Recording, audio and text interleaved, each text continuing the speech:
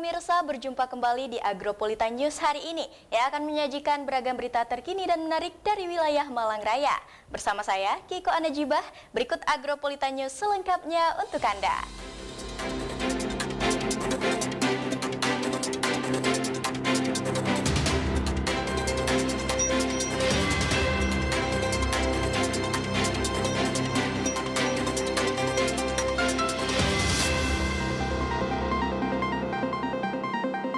Mengawali Agropolitan News hari ini pemirsa, berikut kami rangkum berita seputar Malang Raya dalam News 60 Detik.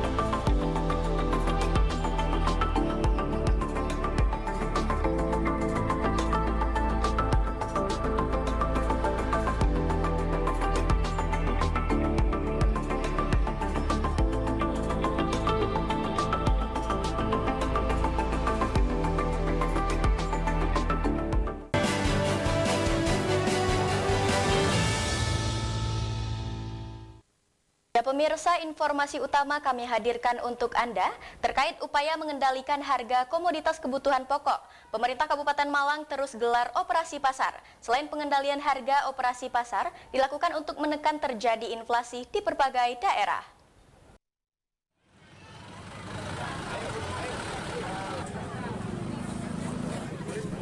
Ratusan masyarakat rela antri untuk mendapatkan beberapa komoditas kebutuhan pokok seperti beras, minyak goreng, gula maupun telur ayam. Antusias tersebut terlihat ketika pemerintah Kabupaten Malang melakukan operasi pasar di wilayah Kecamatan Bulu Lawang, Kabupaten Malang pada Rabu 22 Februari 2023. Dalam operasi pasar kali ini masyarakat bisa mendapatkan beras kemasan 5 kg dengan harga Rp42.500 dan minyak goreng kemasan dengan harga Rp14.000 per liternya. Sedangkan gula dalam operasi pasar dijual dengan harga Rp12.500 untuk 1 kg.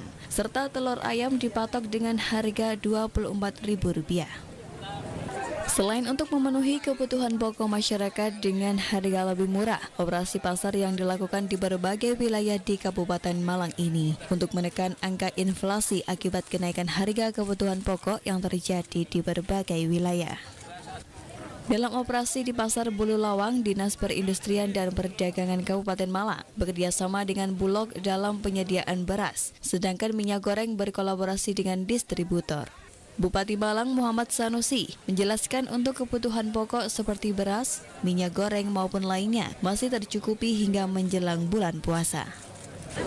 Dari rakor kemarin di rapat terbatas di high level meeting di Surabaya, kita harus melakukan kegiatan operasi pasar. Maka kita lakukan bersama Pak Dandim dan Pak Kapolres. Nah, kemarin yang diundang ke Surabaya oleh Gubernur, Kapolda dan Pangdam itu minta semua daerah untuk melakukan operasi pasar supaya nanti ketersediaan bahan pokok itu tersedia dengan harga yang telah ditentukan. untuk siapan puasa sehingga saat ini di Kabupaten Malang apa? Ya, persiapan puasa kita cukup karena untuk beras kita surplus 80.000 ton. Untuk gula ya ribuan ton itu surplus karena kita produsen gula, telur kita juga surplus. Di Kabupaten Malang itu semuanya tercukupi. Operasi pasar rencananya akan dilakukan rutin sepanjang masyarakat masih membutuhkan, serta untuk pengendalian harga komoditas kebutuhan pokok terutama di daerah Kabupaten Malang. Dari Kabupaten Malang, Max Munir, ATV melaporkan. Ya pemirsa, pemerintah Kecamatan Junrejo menggelar Musrenbang tahun 2023 di pendopo kantor Kecamatan Junrejo. Kegiatan tersebut dihadiri langsung oleh PJ Wali Kota Batu, Aris Agung Paiwai, Sekda Kota Batu, anggota DPRD Dapil Kecamatan Junrejo, Camat Junrejo, Dian Saraswati, jajaran Muspika, serta undangan lainnya. Ini dia liputannya.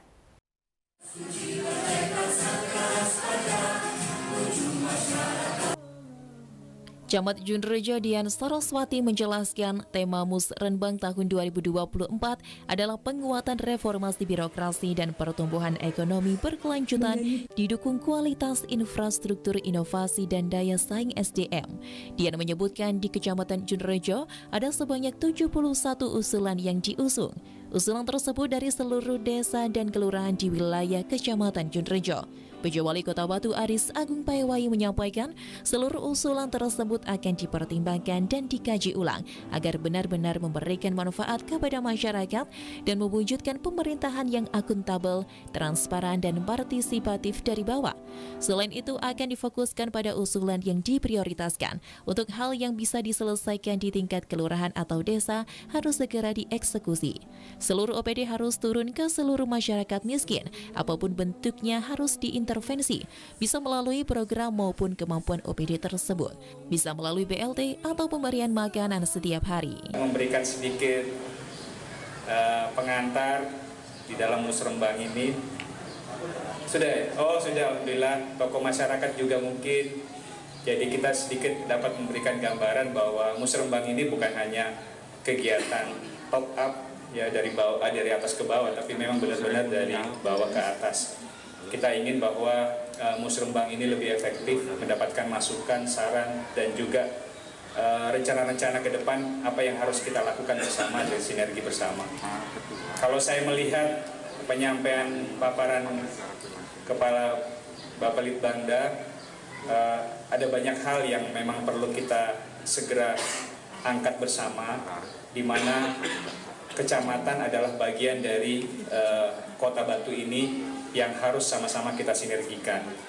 Kalau kita hanya melihat kacamata di tingkat kota, maka kita kelihatannya makmur-makmur saja, sejahtera-sejahtera saja. Padahal di dalam berbagai sendi masyarakat kita yang ada di paling bawah, apakah itu di desa maupun di kelurahan sampai dengan kecamatan, masih banyak problematika yang harus kita segera atasi bersama. Musrenbang tingkat kecamatan adalah sebuah forum musyawarah antar pemangku kepentingan untuk membahas dan menyepakati langkah-langkah penanganan program kegiatan prioritas pada tahun anggaran tahun depan. Hal itu tercantum dalam daftar usulan rencana kegiatan pembangunan desa atau kelurahan yang diintegrasikan dengan prioritas pembangunan daerah kabupaten kota. Dari Kota Batu, Saiful Akbar, ATV melaporkan. Pemirsa, jangan beranjak dari tempat duduk Anda karena Agropolita News akan segera kembali dengan berita Hari Sampah Nasional. Berita selengkapnya akan kami tampilkan setelah jeda pariwara yang satu ini.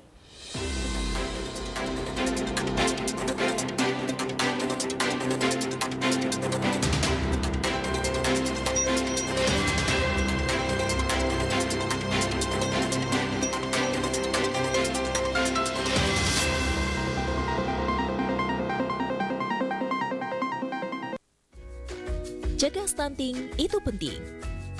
Stunting, gangguan tumbuh kembang pada anak akibat kekurangan gizi kronis dan infeksi berulang sehingga tinggi badannya berada di bawah standar.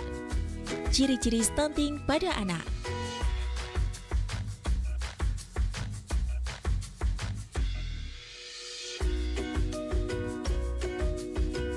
Penyebab stunting pada anak.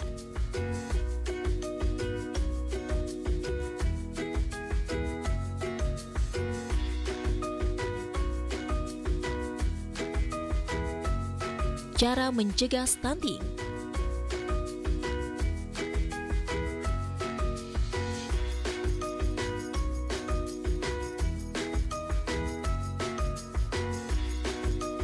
Ayo, cegah stunting. Iklan layanan ini dipersembahkan oleh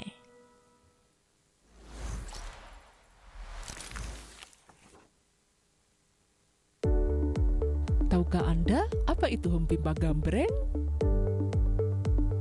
Humpimpa atau gambreng dilakukan untuk mengawali berbagai permainan lainnya. Dalam budaya Jawa, humpimpa dilakukan sembari mengucapkan kalimat humpimpa alaihum gambreng. Permainan ini dilakukan oleh lebih dari 2 orang yang secara serentak. Humpimpa sendiri diucapkan dengan letak tangan berhimpitan. Ucapkan humpimpa alaihum sambil mengepakkan telapak tangan. Saat gambreng, maka masing-masing anak membalikkan tangan atau tidak membalikannya. Warna tangan apa yang paling sedikit, dialah yang menjadi pemenang.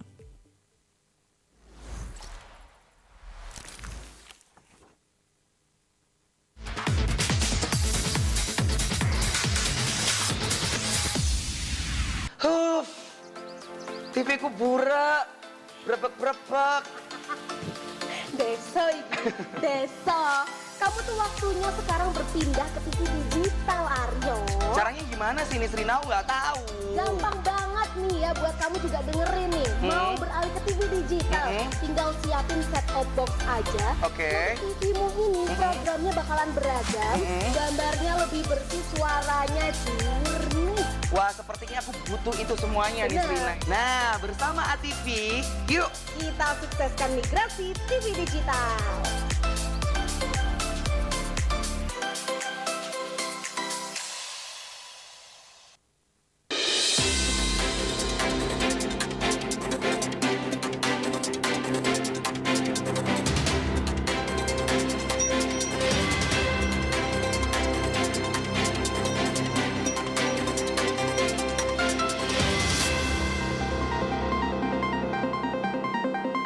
Pemirsa, terima kasih Anda masih setia bersama kami di Agronews. Aksi simpatik dilakukan ratusan siswa sekolah MI Miftahul Ulum Kota Batu pada peringatan Hari Peduli Sampah Nasional 2023. MI Miftahul Ulum memperingati HPSN dengan melibatkan seluruh siswa-siswi kelas 1 hingga kelas 6.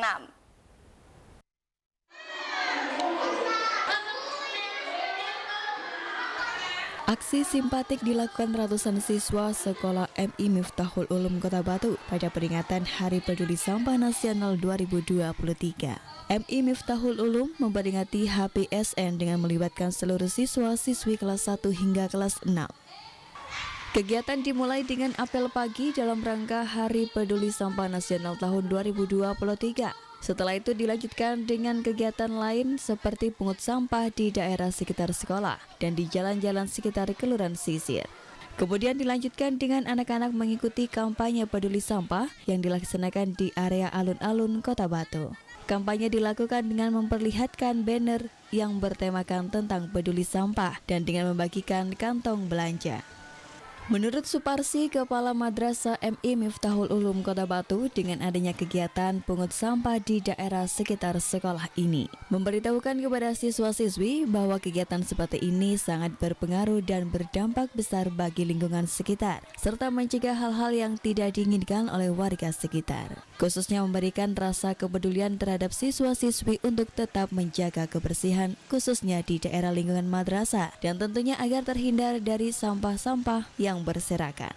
Untuk kegiatan hari ini di MI Miftahul Ulum Kota Batu, yang pertama tadi mengadakan kegiatan apel dalam rangka Hari Peduli Sampah Nasional tahun 2023.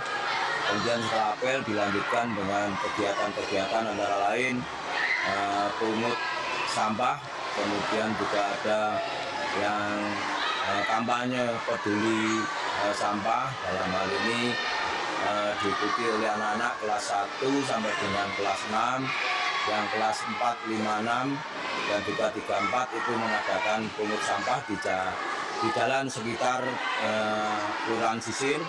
dan kemudian dilanjut dengan anak-anak yang mengikuti kampanye peduli sampah yang dilaksanakan di sekitar alun-alun Kota Batu.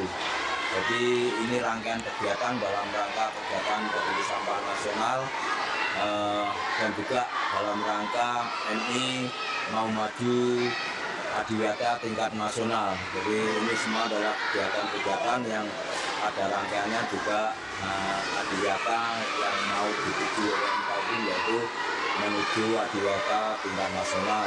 Kegiatan yang dilaksanakan juga bertujuan untuk memberi semangat kepada siswa-siswi agar tahu sampah ini sangat berdampak besar bagi lingkungan sekitar. Ini juga termasuk dalam rangka kegiatan MI Miftahul Ulum Kota Batu untuk mau maju Adiwiyata tingkat nasional.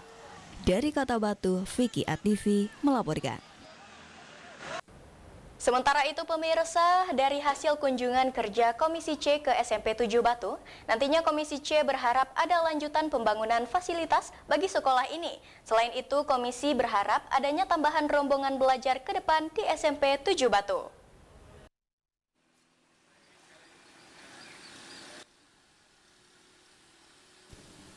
Disampaikan Ketua Komisi C DPRD Kota Batu Hamim Tohari bahwa terkait dengan pembangunan lanjutan, nantinya Komisi C berharap ada penambahan fasilitas untuk mendukung kegiatan pembelajaran di SMP 07 Kota Batu. Salah satu contohnya yaitu fasilitas musola serta kantin bagi siswa. Selain itu, Komisi C sendiri berharap dan penambahan ruang kelas ke depannya. Hamim Tohari berharap ada tambah 2 hingga 3 kelas yang dapat disediakan di SMP 7 Kota Batu. Terkait dengan pembatasan rombongan belajar atau rombel yang diterima di SMP 07 Kota Batu, Komisi C berharap ada sinergitas ke depannya dengan SMP-SMP swasta yang ada di daerah Jenrejo, sehingga nantinya ada komunikasi yang baik dengan sekolah-sekolah tersebut. Kita mungkin tahun depan ini kan kita belum ada musola, kantin, juga mungkin ada penambahan ruang kelas juga ya. Karena kita masih 2 kelas, mungkin tidak untuk kemungkinan tahun-tahun yang akan datang kita nambah untuk rombel ya. Mungkin 3 atau 4 lah maksimal tuh mungkin. Karena kita juga melihat sekolah-sekolah swasta yang ada di Jenrejo. Kita nggak akan mematikan mereka. Jadi kita sinergisitas lah. Jadi kita ada komunikasi dengan mereka. Jadi kita batasi dulu rombelnya. Mungkin untuk tahun ini 2 rombel dan kita untuk tahun depan pembangunan kita musola sama kantin. Dari Kota Batu, Abram Patrika, ATV melaporkan. Pemirsa, usai jeda kami masih akan menampilkan informasi menarik lainnya seputar wilayah Malang Raya. Nantikan informasi tersebut setelah jeda pariwara yang satu ini. Tetaplah bersama kami.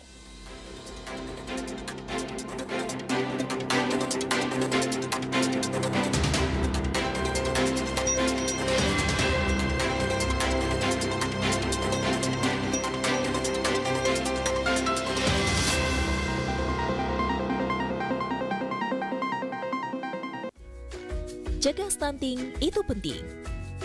Stunting, gangguan tumbuh kembang pada anak akibat kekurangan gizi kronis dan infeksi berulang sehingga tinggi badannya berada di bawah standar. Ciri-ciri stunting pada anak.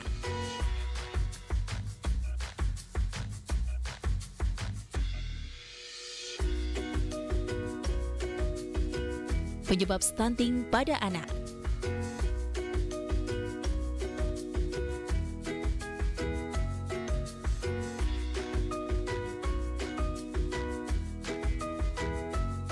Cara mencegah stunting.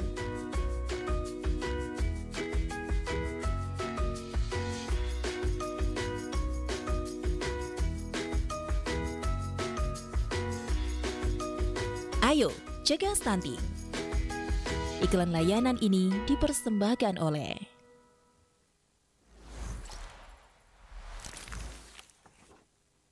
Tahukah Anda apa itu reok Ponorogo?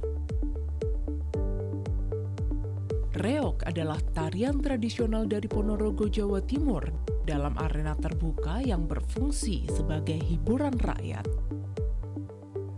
Mengandung unsur magis, penari utama adalah orang berkepala singa dengan hiasan bulu merak dengan berat topeng mencapai 50 sampai dengan 60 kg. Ditambah beberapa penari bertopeng dan berkuda lumping, dan reok merupakan kesenian asli mengandung unsur magis. Ada ada dua ragam bentuk reog Ponorogo yang dikenal saat ini, yakni reog obyok dan juga reog festival.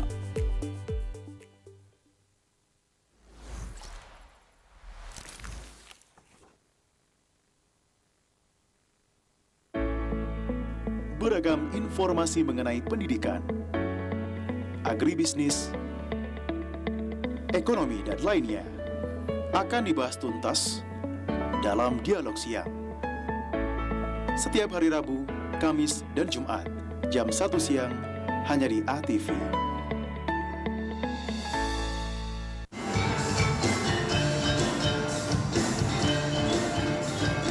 Selendang Sari, seni pertunjukan, dangdut, dan campur sari. Setiap hari Selasa, jam 7:30 malam, live hanya di ATV.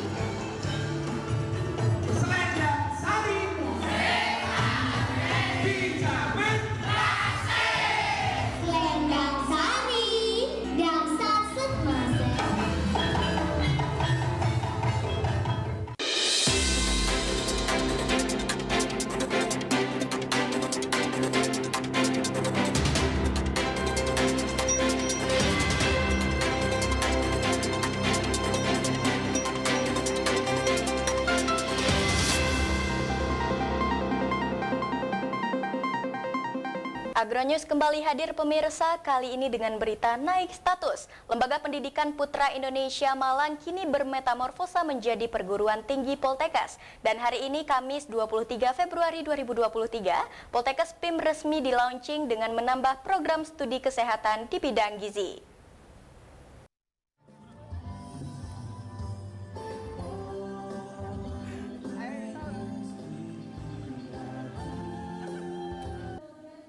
Naik status, Lembaga Pendidikan Putra Indonesia Malang kini bermetamorfosa menjadi perguruan tinggi Poltekkes.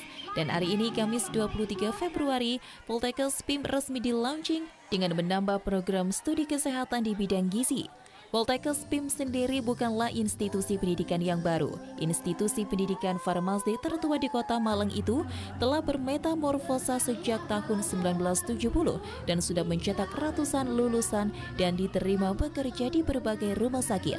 Berawal dari sekolah menengah farmasi yang kemudian menjadi akademisi analis farmasi dan makanan Putra Indonesia Malang. Setahun berikutnya lahir Akademi Farmasi Putra Indonesia Malang.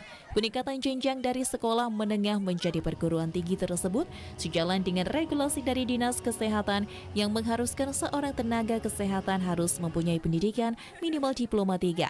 26 tahun berselang, kampus yang mengusung tagline karir bergengsi tak hanya mimpi tersebut mendapatkan restu dari Kemendikbudristek Ditjen Vokasi untuk menggabungkan kedua akademi menjadi Poltekkes.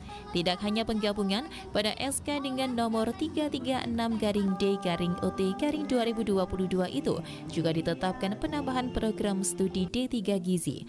Penambahan prodi D3 Gizi dipilih dengan melihat kebutuhan banyaknya permintaan tenaga kerja dengan kompetensi gizi. M. Wahyudi, Ketua Yayasan Putra Indonesia Malang menegaskan, walau telah mendapatkan SK pada bulan November 2022, launching Poltekkes PIM ke publik diadakan pada bulan Februari 2023 dalam rangkaian peringatan HUT Yayasan Putra Indonesia Malang ke-54. Melalui launching ini, pihaknya ingin menyampaikan kepada masyarakat luas bahwa dua perguruan tinggi vokasi yang dikelola saat ini telah meningkatkan jenjangnya menjadi Politeknik Kesehatan Putra Indonesia Malang. Launching Politeknik Kesehatan Putra Indonesia Malang. Dari Kemendikbud SK-nya turun bulan November kemarin 2022. Dan kita resmikan launchingnya pada hari ini. Politeknik Kesehatan Putra Indonesia Malang ini adalah hasil penggabungan dua institusi, Akademi Farmasi Putra Indonesia Malang dan Akademi Analis Farmasi Makanan Putra Indonesia Malang. Kita gabungkan sesuai dengan petunjuk dari Kemendikbud pada waktu itu kita gabung, sekaligus kita tingkatkan jenjang institusinya menjadi politeknik kesehatan dengan penambahan satu program studi, yaitu program studi gizi. Hingga sekarang kita punya 3 program studi analis farmasi dan makanan, program studi farmasi, dan program studi gizi. Sementara Direktur Poltekkes PIM Dr. Apoteker Bilal Subhan Agus Santoso menjelaskan tujuan launching Poltekkes ini agar masyarakat tahu keberadaan Poltekkes Putra Indonesia Malang yang membawahi 3 program studi farmasi, analis farmasi dan makanan serta gizi.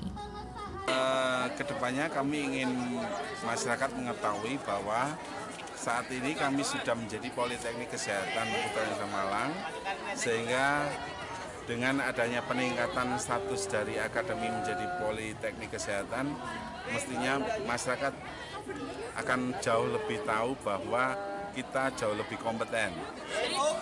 Karena kita sekarang juga menambah program studi gizi. Kalau dulunya hanya ada farmasi dan analis farmasi dan makanan, kalau sekarang sudah ada tambahan program studi gizi. Dari Kota Malang, Saiful Akbar ATV melaporkan.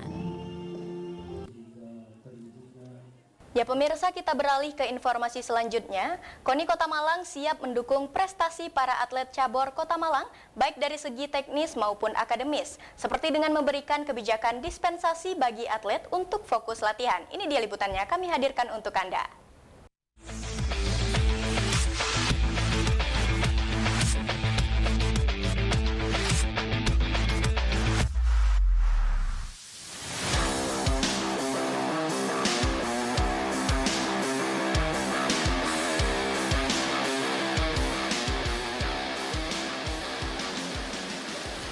Jelang Porprov 2023, seluruh atlet cabang olahraga di Kota Malang mulai bersiap.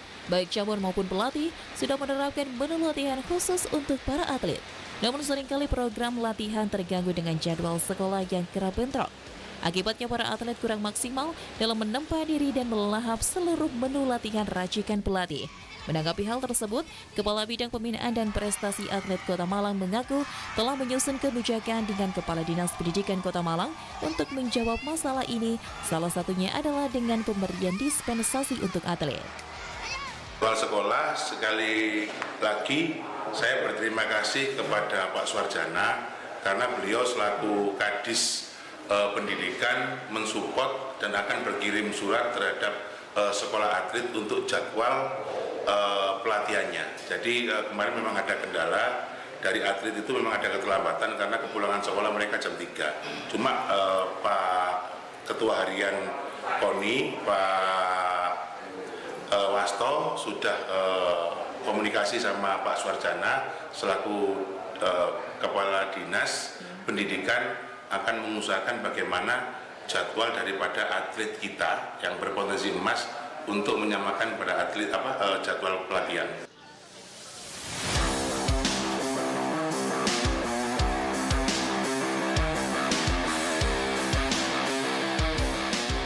Dengan dispensasi, atlet mendapatkan izin untuk mengakhiri jam sekolah lebih cepat dari siswa lain non-atlet. Diharapkan dispensasi ini juga akan memberikan waktu bagi atlet untuk beristirahat dan mengimbangi jadwal sekolah dan latihan. Dari Kota Malang, Jawa Timur, Dion Arista, Newsboard ATV melaporkan.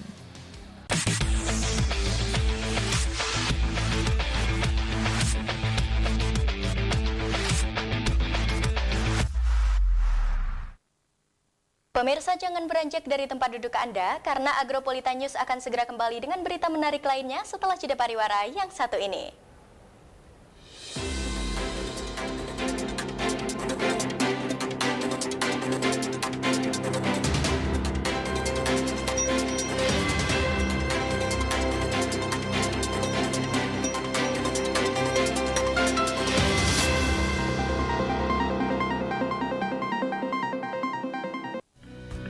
Daftarkan diri Anda dan keluarga menjadi peserta BPJS Ketenagakerjaan.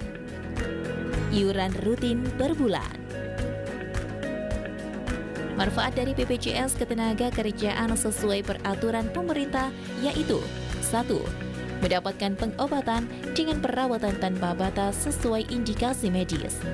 2. Santunan kematian sebesar 70 juta rupiah dengan ketentuan meninggal dunia karena kecelakaan kerja. 3. Santunan kematian sebesar 42 juta rupiah dengan ketentuan meninggal dunia bukan karena kecelakaan kerja. 4.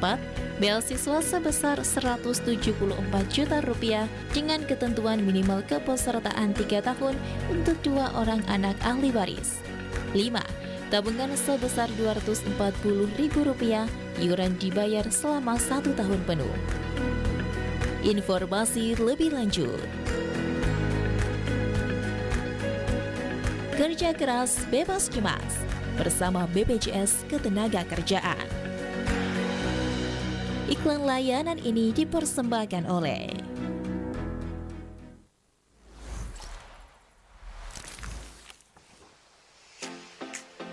Tahukah Anda apa itu tari saman? Tari saman merupakan tarian yang berasal dari suku Gayo dan biasanya ditampilkan dalam suatu perayaan penting di suatu peristiwa adat. Syair pada tariannya juga mempergunakan bahasa-bahasa Gayo. Selain itu, tarian ini juga kerap ditampilkan saat merayakan hari raya kelahiran Nabi besar Muhammad SAW.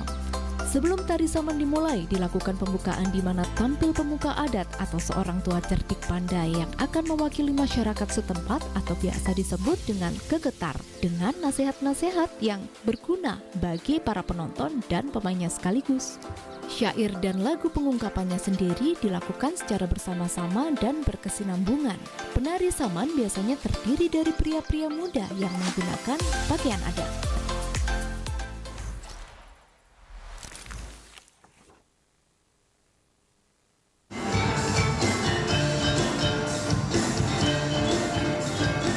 Selendang Sari, seni pertunjukan, dangdut, dan campur sari.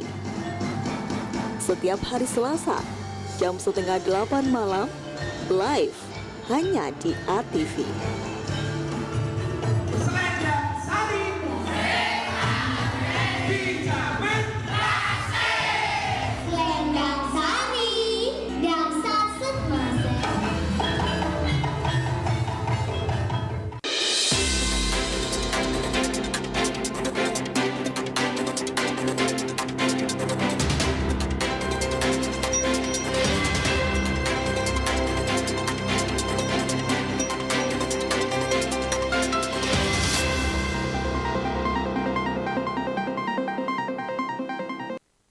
Pemirsa, terima kasih Anda masih setia bersama kami di Agronews. Buaya merupakan jenis reptil buas dan besar yang sangat terkenal. Hampir semua kalangan mengetahui hewan ini, mungkin pernah melihatnya secara langsung. Ada banyak fakta tentang buaya yang dapat kita ketahui dan beberapa di antaranya terbilang mengagetkan.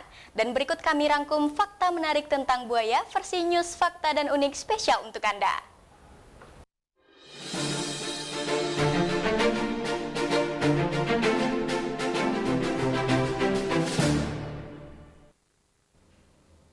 Pemirsa News Fakta dan Unik, buaya merupakan jenis reptil buas dan besar yang sangat terkenal. Hampir semua kalangan mengetahui hewan ini, mungkin pernah melihatnya secara langsung.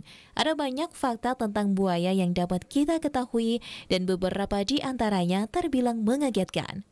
Dan berikut 5 fakta dan unik tentang buaya yang jarang diketahui versi News Fakta dan Unik. Menjadi hewan dengan gigitan terkuat.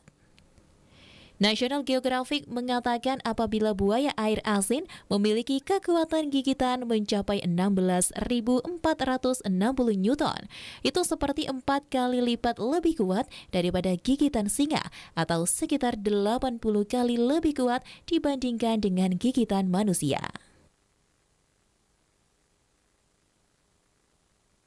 Bayi buaya mempunyai tingkat kematian yang tinggi.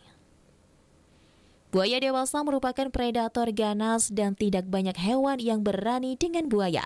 Tetapi ketika masih bayi, buaya menjadi banyak incaran hewan, mulai dari burung, kadal, ikan, maupun sesama buaya lainnya. Maka dari itu terhitung hanya ada 1% bayi buaya yang dapat hidup dan tumbuh sampai dewasa.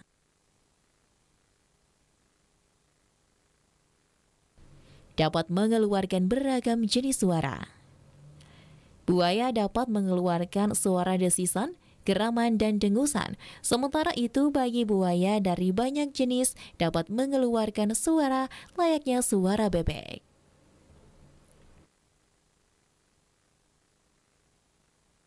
Buaya merupakan hewan reptil terbesar di dunia karena penghargaan itu diraih oleh jenis buaya air asin atau Crocodylus porosus yang panjangnya dapat mencapai sekitar 7 meter dan memiliki berat 1 ton. Suka makan buah. Buaya adalah karnivor sejati, tetapi Life Science menyatakan bahwa buaya dan aligator terkadang suka memakan buah.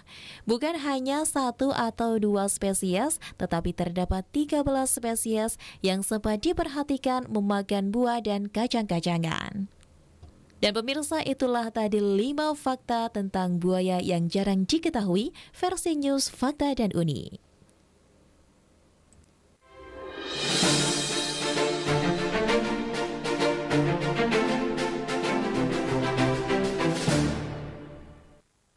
Dan pemirsa, berikut kami tampilkan perakiraan cuaca untuk wilayah Malang Raya 24 Februari 2023 dari Badan Meteorologi, Klimatologi, dan Geofisika BMKG Stasiun Klimatologi Kelas 2 Malang. Informasi tersebut sekaligus menutup perjumpaan kita di malam hari ini.